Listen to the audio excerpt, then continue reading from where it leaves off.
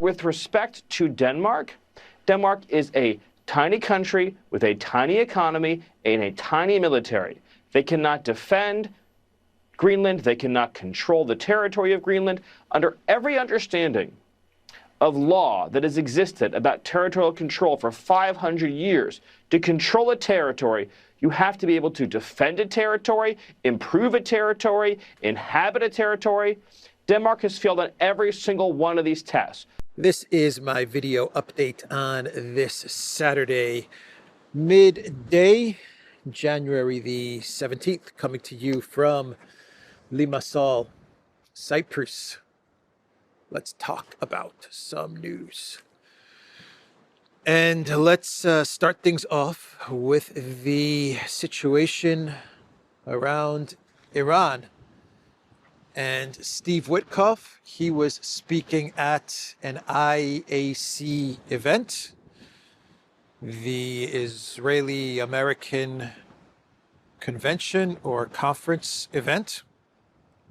And Steve Witkoff, he laid out the latest terms that the Trump administration has presented to Iran in order to avoid some bad things happening. This is according to Steve Witkoff and what he said at this IAC event, Israeli-American Council Conference in Florida on Thursday.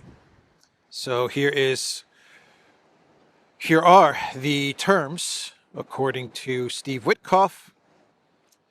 Term number 1, stop nuclear enrichment. Number 2, slash missile stockpiles. Number 3, remove roughly 2,000 kg of enriched nuclear material. And number 4, end support for regional proxies. According to Witkoff, in return, if Iran agrees to these terms, in return, they will have sanctions lifted, and they will return to the League of Nations. Not quite sure what he means by that. The League of Nations, maybe he means the United Nations. But anyway, that is what Steve Witkoff said. If Iran agrees to these terms, then sanctions will start to be lifted, and they will be allowed entry into the League of Nations. And if they don't agree to these terms, then bad things are going to happen. Witkoff said, I hope there's a diplomatic resolution. I really do. If they want to come back to the League of Nations, we can solve those 4 problems diplomatically, and then that would be a great resolution. The alternative is a bad one, he asserted.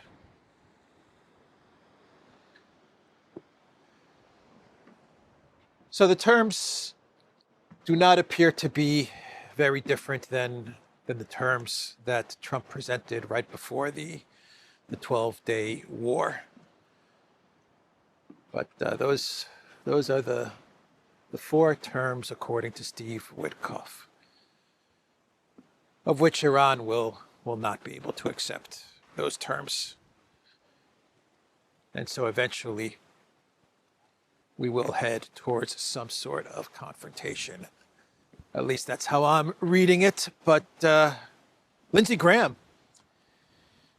he looked very, very sad at the fact that Trump did not strike Iran the other day. He looked very, very sad. By the way, Trump was asked by a reporter, who convinced you to not strike Iran the other day? And Trump said, I convinced myself. I made the decision to not launch an attack against Iran. But Lindsey Graham was speaking to reporters, and he looked very sad. He looked very, very sad. I think he was doing a bit of acting, to be quite honest. But anyway, he came off as being very, very depressed at the fact that he was not able to get his big war, round 2 of his big war with Iran, and to get regime change, and the video of a sad Lindsey Graham is going viral. There are a lot of headlines out there that are, in my view, not accurate. President Trump's resolve is not the question. The question is, when we do an operation like this, should it be bigger or smaller? I'm in the camp of bigger. Time will tell. I'm hopeful and optimistic that the regime days are numbered. But he is not giving up. Lindsey Graham is not giving up when it comes to war, especially a war with Iran, and especially regime change with Iran. Lindsey Graham, he supports every war, every single war that the United States is about to get into. Lindsey Graham is supporting it, and he is pushing it. But Iran, that is the one war, the one regime change that Graham has wanted for many decades, and so he is not about to let this one go.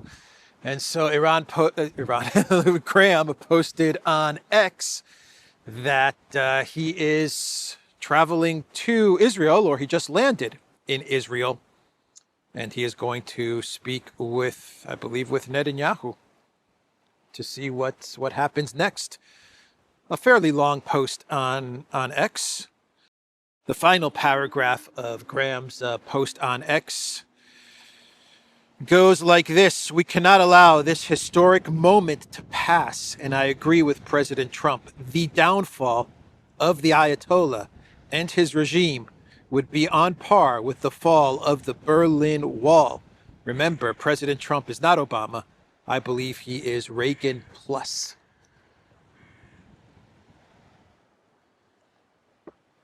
So that last paragraph says it all. That last paragraph is a clear indication where this is all going. And the Wall Street Journal, they posted an article with the title, "A Fractured Iran Might Not Be So Bad. Its borders are artificial, and a breakup would frustrate the interests of Russia, China, and others." This is an opinion piece published on the Wall Street Journal. I don't really need to comment on this article. I think the title pretty much says it all. It lays it all out there. Regime change, breaking up Iran. According to the WSJ, Iran's borders are artificial. It's Iran's borders that are artificial. So breaking up Iran may not be so bad. And of course, Russia and China, right? Russia, China, BRICS, all of that frustrate BRICS, frustrate China and Russia.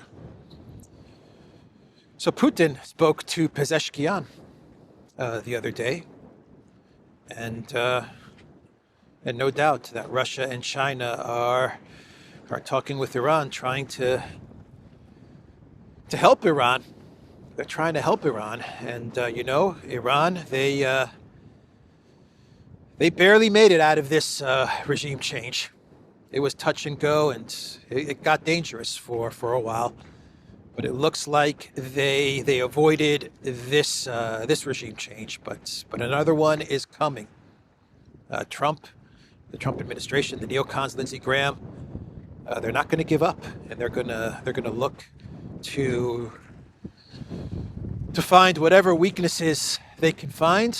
What's up, my friend? Enjoying the beach, huh? They're going to look to find and exploit Iran's weaknesses, and they'll do whatever they have to do in order to get a regime change in Iran. There's no fair play or international law or rules-based order or anything like that. They'll crash the currency. They'll use decapitation strikes.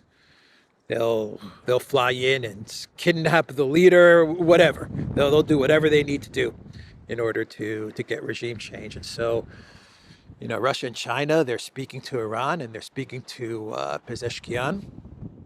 And I believe they're telling Iran, you got out of this one, but the next one, you may not make it. The next attempt, you may not avoid a regime change. So you guys gotta get serious, right? You gotta get serious, and you got to work with us. You got to work with BRICS.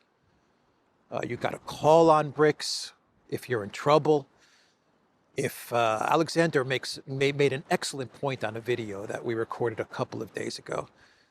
The currency attack against Iran, against the rial, that could have been solved if Iran just contacted China and just said, look, we need $1 billion, $2 billion to stabilize the currency and the economy. That's nothing for China or for BRICS. That's what BRICS is there for. That is what BRICS is there for. But, I get a sense of Iran. My sense of Iran is when it comes to BRICS, they don't utilize BRICS as other countries do, as other BRICS members do.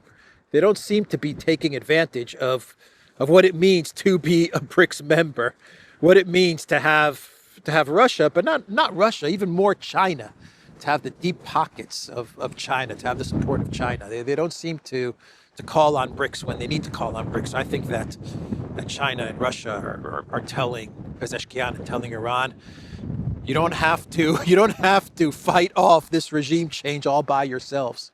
You're a BRICS member now. We're here to help you. I think that's the message that they're sending to Iran. We'll see if Iran listens. We will see if they listen and they seek the help and the advice of BRICS.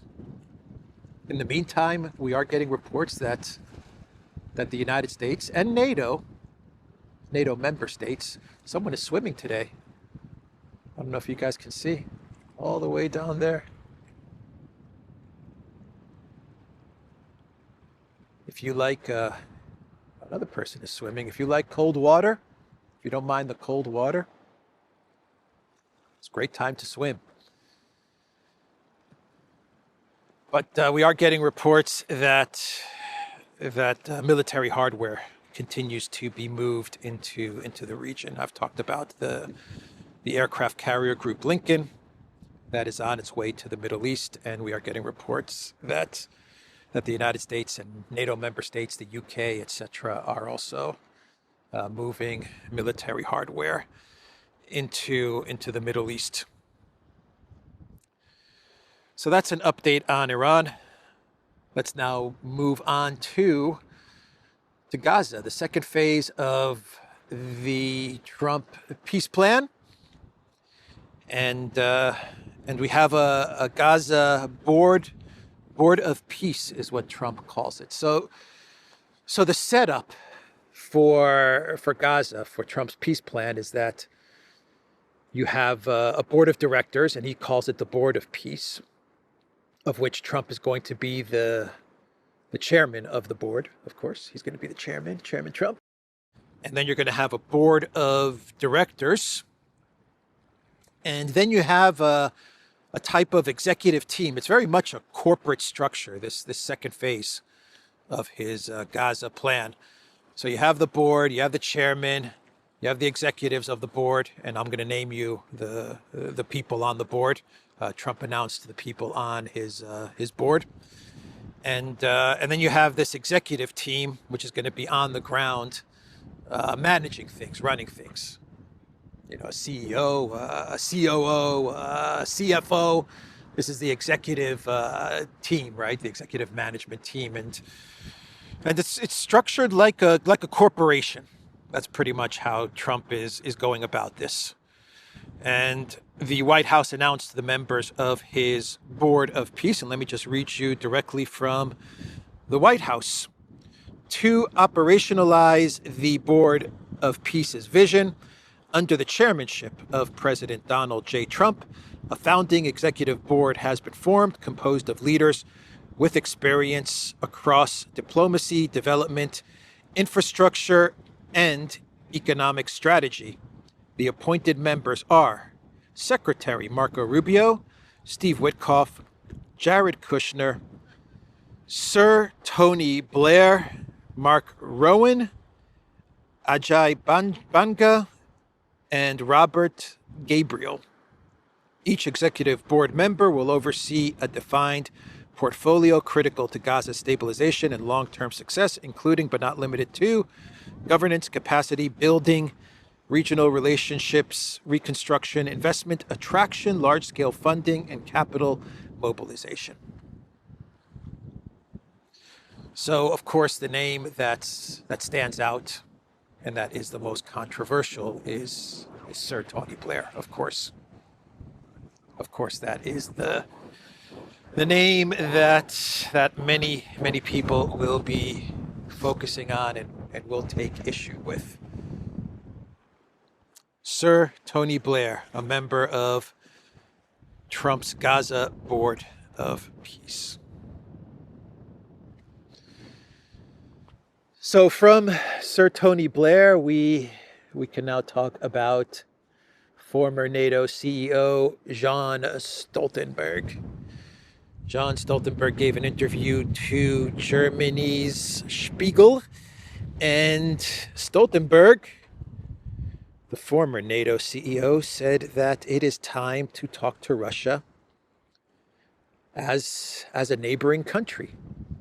This is what Stoltenberg said, pretty much echoing what BlackRock Mertz said the other day.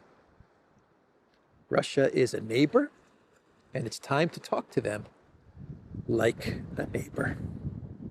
Of course, Stoltenberg, in the other parts of his interview with Spiegel, he talked about how Russia is bogged down in the conflict with Ukraine, and because Russia's bogged down in the conflict of Ukraine, it has dedicated 80% of its military assets in Ukraine, and therefore it doesn't have the capacity to attack Europe, and we have to continue to put pressure on Russia in order for Russia to come to the negotiating table. So he threw out all of those lines as well. But the key part of the interview is Stoltenberg actually saying that it is time to speak to Russia. So now we have the ex-NATO CEO, Stoltenberg, talking about engaging with Russia. We have Meloni, we have Macron, we have BlackRock Mertz. They're all talking about speaking with Russia. And on the other side of the equation, let's not speak to Russia under no circumstances. Under any circumstances are we to speak to Russia. You have stunning and brave Kaja Kallas, you have Ursula von der Peyret, and you have all of the UK, pretty much all of the UK globalist elite. We must not engage with Russia.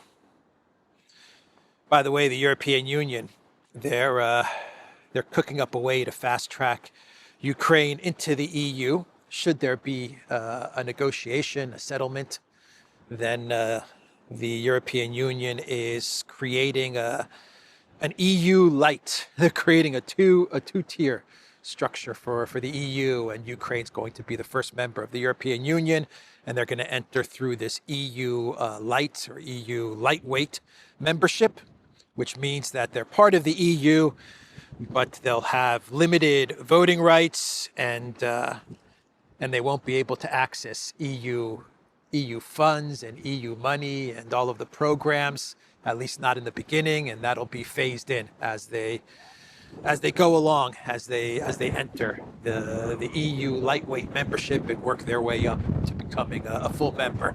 So basically, you don't qualify to become part of the EU.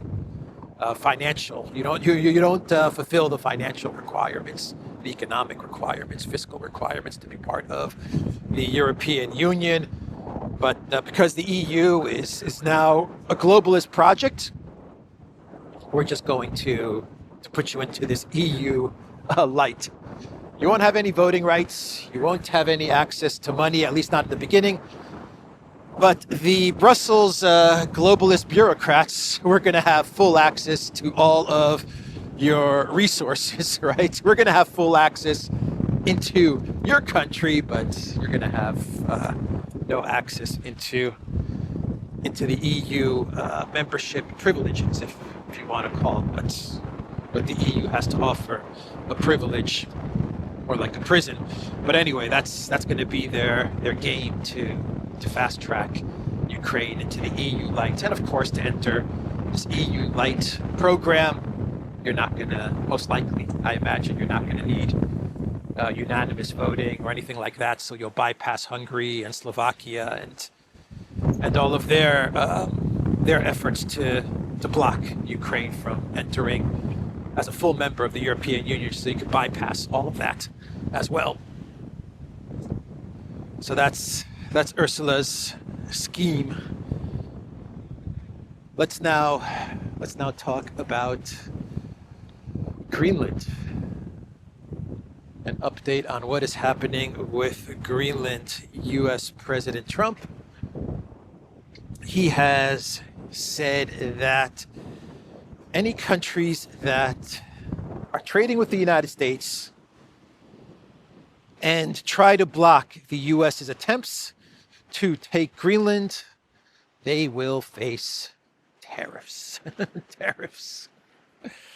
Yes, any countries, including EU countries, NATO countries,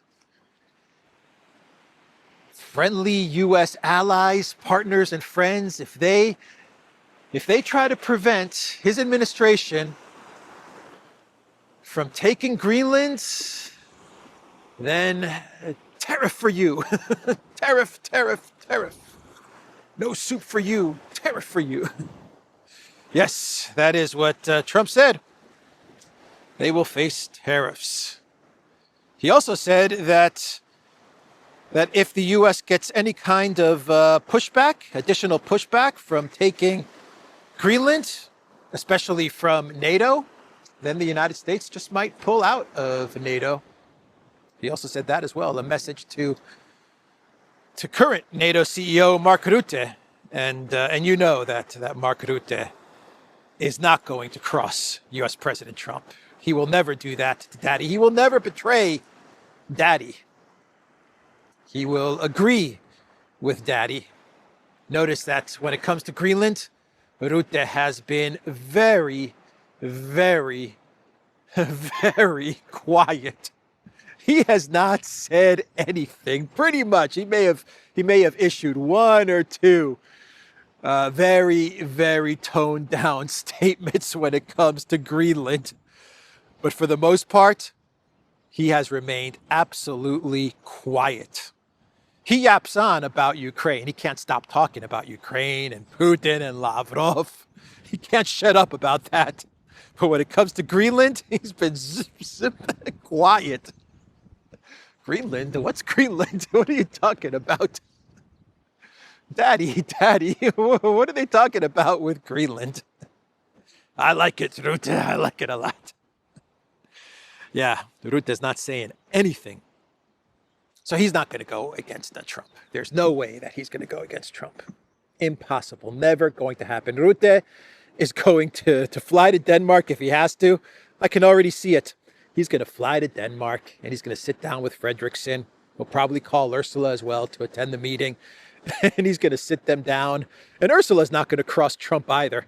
They're going to sit down with Frederiksen and they're going to say, look, just give him Greenland. That's what they're going to tell her. Just give him Greenland. That's what they're going to tell her. Yeah. We'll support you politically. You're going to take a political hit. You might even lose elections. But we'll support you. We'll funnel money into your party, or we'll do whatever we have to do to support you. Just be a team player, and right now the most important thing is to keep the U.S. on side and to keep NATO together. That's exactly what they are going to tell her. That's what they're going to tell Frederiksen. That's what they're going to tell Macron, who has been making comments warning Trump. I think Macron is acting as well. I just think it's all theater from Macron. He was a former theater guy, so I think he's just acting when he's warning the United States. But the approach they're going to take is to try and prop up and support Frederiksen. But definitely Rutte is he's going to tell her, just let it go. That's what's going to happen. We'll see. We'll see how it all unfolds. That's my guess. That is my guess. Stephen Miller, who many believe is leading the charge to take Greenland. I don't know why he's so obsessed with Greenland, but he is one of the people that the U.S. media says is telling Trump to take it now. That is Stephen Miller. He wants to expand the United States, and then Trump's ego and his narcissism. He definitely wants to go down in history as a president that has expanded the territory of the United States, no doubt about it. I think that's probably the number one motivating factor for Trump. We all understand all the other factors involved. We've gone over them 100 times. Everyone understands the minerals, the AI, the Arctic, all of that stuff, right? Spheres of influence, whatever you want to call it, containing Russia, all of these things. But I think for Trump, the man, he wants to go down in history as someone who expanded the United States. That's why he chose the governor of Louisiana to be the envoy, right? That's his message. Louisiana, I'm going to deliver Greenland. But Stephen Miller was on Hannity, of course, and quite incredible remarks from Stephen Miller. Imperialist remarks from Stephen Miller. And they were going on and on about Russia. Russia's going to take Europe. Russia's the imperialist. Russia's the expanding empire. The things that Stephen Miller said, wow. And Denmark's their ally, one of their closest allies, right? Denmark. I mean, the United States is Denmark's closest friend. Denmark has done everything that the U.S. has asked it to do, everything, including all the Nord Stream stuff, right? Right. Stephen Miller said Denmark is a tiny country with a tiny economy and a tiny military. They cannot defend Greenland. They cannot control the territory of Greenland. Under every understanding of law that has existed about territorial control for 500 years, to control a territory, you have to be able to defend a territory. Doesn't get more clear than that. You want to control a territory? Defend it. Can't defend it? We're taking it. That was Stephen Miller's message. And what comes after Greenland? What comes after Greenland? If you can't defend the territory, we're going to take it, according to Stephen Miller. By the way, Italy, the defense minister, has said that Italy will not contribute troops to the coalition of the willing forces in Greenland. All 20 soldiers, 20 plus soldiers. Italy will not be sending troops to Greenland. So that was announced yesterday. And now we turn to Venezuela. So I've gone from Iran to Gaza to a little bit of Ukraine, the EU, Greenland, and now Venezuela. And something interesting happened in Venezuela 12 days after the kidnapping of Maduro. You know who showed up in Venezuela to meet with Deli Rodriguez? Ratcliffe, CIA. Yeah, photos have surfaced of Ratcliffe meeting with Rodriguez and basically telling Rodriguez, according to sources, that the U.S. is ready to work with her. That was the message from the CIA.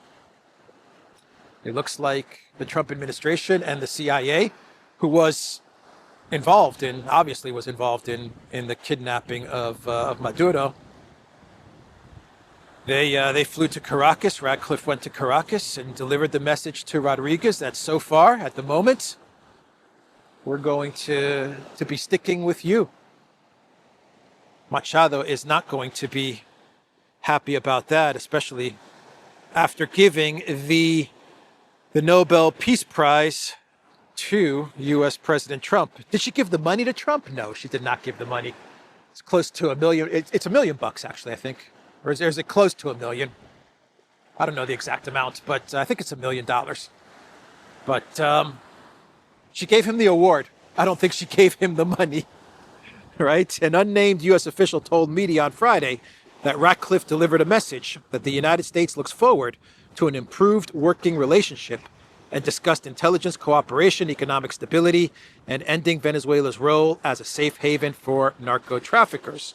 Several photographs circulating online showed Rodriguez shaking hands with the CIA chief, whose agents helped abduct Maduro from his compound, an operation so precise that U.S. intelligence even knew what he was eating and what pets were present.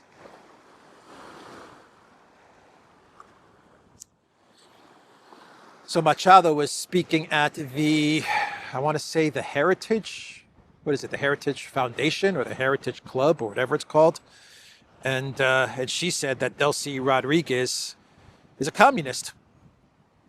She's a communist, and there's no way that she should be running Venezuela. I gave Trump my Nobel Peace Prize, not the money, not the money. I gave him my Peace Prize, though. I gave him the prize. I gave him the actual medal. I should be running Venezuela. That's how Machado is thinking about this. That's how she's rationalizing this. I gave him my Peace Prize.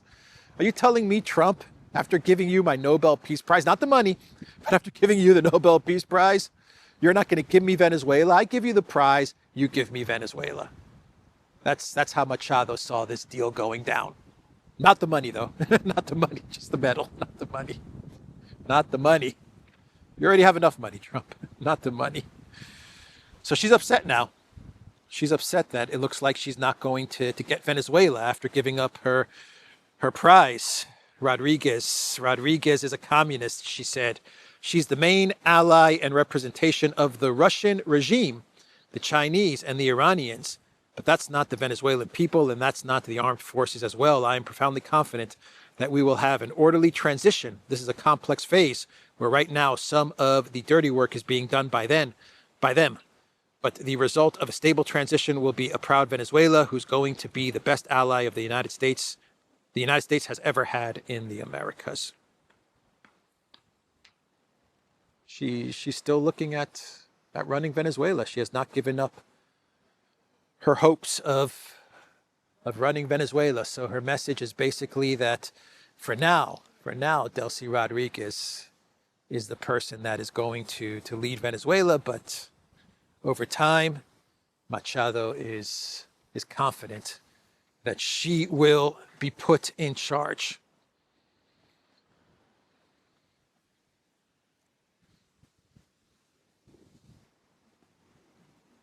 I like it. I like it a lot. I like it a lot. Rodriguez, she gave a speech the other day, I believe to Parliament, and she said that Venezuela has the right to relations with China, Russia, Cuba, Iran, and all the peoples of the world, and with the United States as well. That's what Rodriguez has to do. She has to now figure out a way to balance all this out. Is it even possible to balance all this out? To balance Russia, China, Cuba, Iran, all of Venezuela's true allies, balance this out with the Trump administration, with the United States, and with the demands and the dictates of the Trump administration and the United States. Is this possible? Can Deli Rodriguez do this? Can she accomplish this? Time will tell, but that was her speech. So a couple of quick news items before we get into our clown world. And Nigel Farage will be going to the WEF. That was announced yesterday. Nigel Farage to attend Davos conference. He derided as jaunt for globalists. Reform UK leader due to appear at World Economic Forum next week. Boy, they're all showing up at the WEF. They're all going to be there. That is going to be a busy week of news. I'm going to have a lot of clown worlds, a lot of stuff to talk about, and a lot of clown worlds during the week of the WEF from the 19th, I believe, until I want to say the 23rd or the 24th. But it starts on January 19th. They're all going to be there. And the big one is going to be Trump's keynote speech. That's going to be the big one. And of course, they're going to be chasing Zelensky, and the Europeans are going to be chasing down Trump to get security guarantees and money and weapons. It's going to be an interesting WEF event. But Farage was always mocking Klaus Schwab and the WEF and eats them bugs and the globalists. I remember Farage when he was an EU Parliament member. I remember his speeches, awesome speeches that he would give when he was in the EU. Now he's going to Davos. He's in the club. Congratulations. You are a club member. Here's your card. Here is your card. Nigel Farage. Carney, the leader of Canada, he was asked by a reporter about the deal that he has made, the deals that he has signed with China. I believe he signed memorandums of understanding. I don't know if these are completed deals, partnerships with China, energy trade deals. But you do have an understanding, a memorandum of understanding, and many memorandums and deals, agreements that Carney is working on with China in his trip to China, a historic trip. And he was asked by a reporter about the United States and China.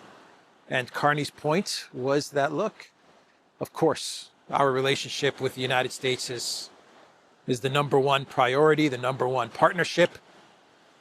But with China, we want to engage in trade and business. And you know what?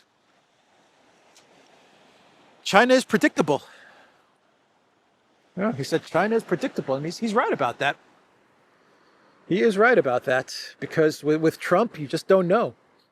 One day he may wake up and decide to take Greenland, right? Unprovoked. Wake up in the morning and take Greenland, unprovoked. And take it in 4 days, unprovoked. Yeah, well, one post on Truth Social can turn everything upside down. So it's very difficult to conduct foreign policy and diplomacy and business when you have this type of chaos. But with China, his point was with China, it's very, very predictable. Very predictable and very straightforward. So that was an interesting comment from Carney. Let's do a couple of clown worlds and we'll end this video update. How am I doing on time? Yeah, we're doing all right. So the memes that are coming out after Trump received the Nobel Peace Prize from Machado, after he accepted to take the Nobel Peace Prize from Machado, the memes that have been coming out have been golden, have been awesome. One of them has Trump holding up the Stanley Cup, right? He's holding up the Stanley Cup winner. Another meme has him accepting Wimbledon, the Wimbledon Women's Single Tennis Championship from Serena Williams. So Serena Williams gives him the Wimbledon Women's Championship Award. Oh boy. Macron, I thought this was AI at first. Whoa. Put the phone there. I'm like, okay. I thought this was AI, but it's not. Macron went to a meeting at the Elysee Palace wearing sunglasses. Yeah, because of his eye. So he decided to wear shades. You know, I wear my sunglasses at night so I can. Yeah, Macron wore sunglasses. Oh my God. We already know that you have a burst vein in your eye or whatever. I mean, okay, it happens. It happens to all of us. You already gave a speech and told everybody about it, but he said to all those in attendance, I decided to wear sunglasses to hide this eye problem. Maybe he has to wear them. Maybe the light affects him. I don't know. Maybe the doctor told him, wear the sunglasses all day because we don't want any light getting in or something like that. So that could be the reason that he decided to wear sunglasses inside at this meeting. But I really thought this was AI. but it appears to be real. I've seen it in all of the media, including the French media. They're reporting on this. So it doesn't appear to be AI. But the memes of Macron comparing him to Terminator. Have you guys seen those memes? You have Arnold Schwarzenegger Terminator with the red Terminator eye, and then you have Macron next to him in two panels. The flip-flopper Macron as Terminator. Hasta la vista, baby. Or maybe not. Hasta la vista, baby. I don't know. I flip-flop back and forth. It's called strategic ambiguity. Hasta la vista, baby. Maybe not. Hasta la vista, baby. I'm flip-flopper Macron, the flip-flopper Terminator. Great meme, by the way. Great meme. And finally, to wrap it up, we go to one of the most bizarre speeches I've ever heard from Annalena 360, Annalena Baerbock, who is president of the United Nations General Assembly. And she gave a speech saying that the world needs the United Nations, but right now the United Nations needs the world too. Today I stressed in my speech that my main priority for the next 237 days as President of the General Assembly is to defend the United Nations, its charter, and its principles enshrined in it, to preserve the UN and save multilateralism. We need to be decisive, principled, and better together. Hashtag better together. I'll leave you with Annalena's very bizarre speech. She thought that she was coming up with some very deep philosophical stuff, right? Like very, very deep. Dostoevsky, Voltaire, deep stuff. But it was just word salad. It made no sense. The United Nations, the world needs the United Nations, she said, but the United Nations needs the world. And the United Nations, she said, needs diplomats and leaders and stuff like that. Anyway, it was all word salad. I'll leave you with her speech, and I will end the video there. theduran.locals.com. We are on X and Telegram and Rumble. We are also on Substack. So check us out on Substack. And go to the Duran shop, 26% off on all merch. I will see everyone tomorrow. Take care. While the world needs the United Nations need the world too. The UN needs governments and citizens, officials and parliamentarians, diplomats and delegates. The UN needs you.